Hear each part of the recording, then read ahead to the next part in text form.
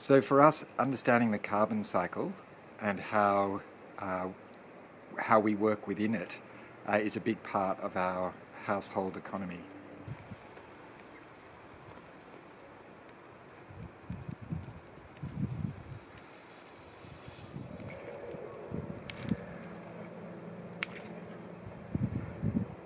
Connor is cutting kindling from the dead wood of pines, and the pine is, these lower branches have been burnt by previous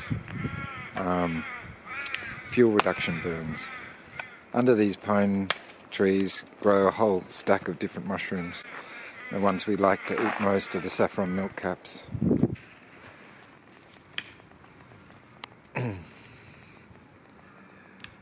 So while we don't want to over-harvest and deplete potential habitat for animals, and also the soil building that the mycelium needs, the woody material the mycelium needs, if the CFA or other land managers see this, they'll deem it as a fire risk on the edge of town and just set the whole forest on fire, which they've done through here many times.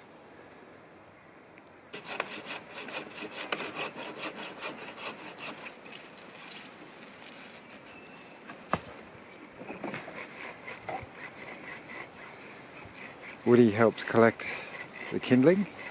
This is a fire track that was completely covered over with timber. You can see that big log had blocked it and several others. And slowly we've been clearing up the fire trail. Again, not over harvesting. And loading up on our bikes and taking home our local biked and walked for renewable energy.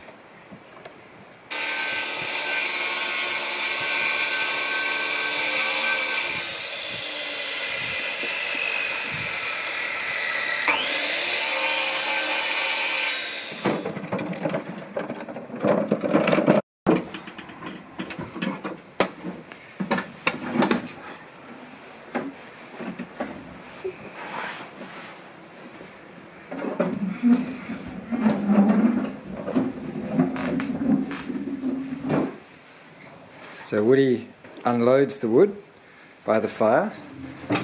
We've got our family cloth, which is our renewable toilet paper made from op-shop linen, drying by the fire. We've got our hot water being heated in the wetback. We've got citrus always being dried, and these are wild mushrooms from the forest being dried up there for later soups. This is a stock pot. A bone broth. Thanks, Woody. And we've got a bread just about to come out of the oven. Let's take that out. Whoa, that's hot. It's one of our local biodynamic spelt loaves. Wild yeast, it's wild fermented. And then I've got this ash ready to go to be taken down and sorted out to close the loop. So how we sort it out is we put it over this big sifter, sift the potash out,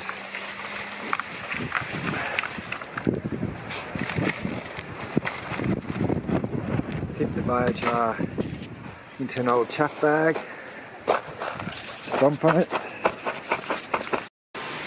So it comes to the biochar piss station. This is our little place where we have a wee in the garden.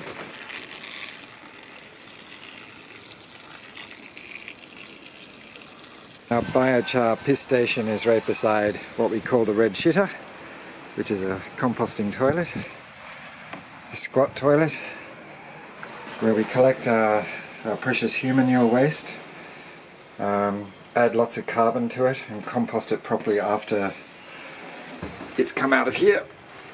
So wood use is being used all the time, local wood, for a whole range of different things.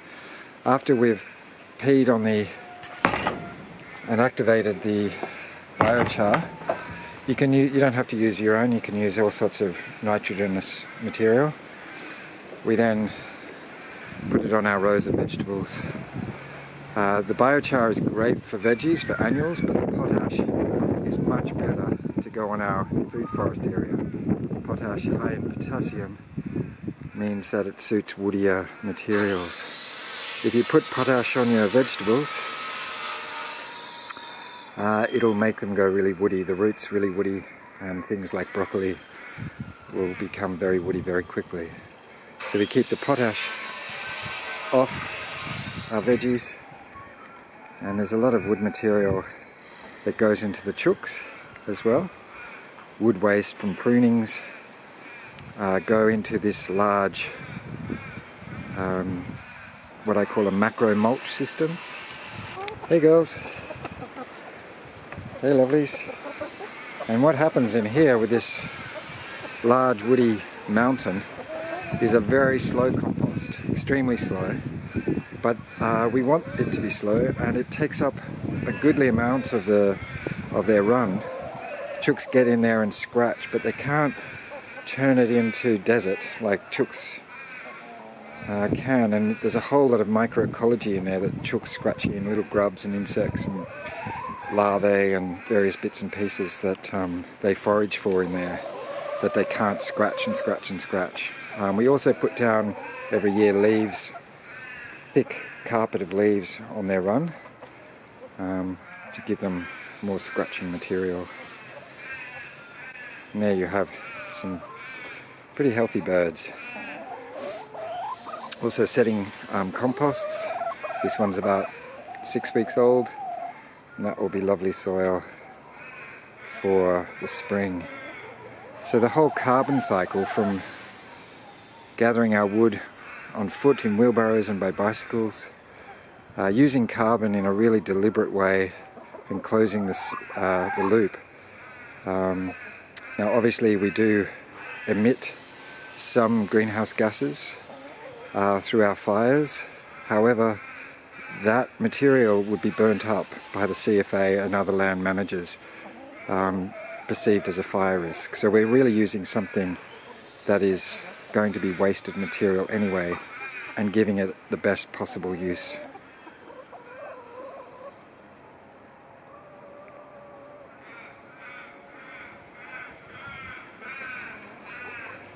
Cause there's no such thing as waste.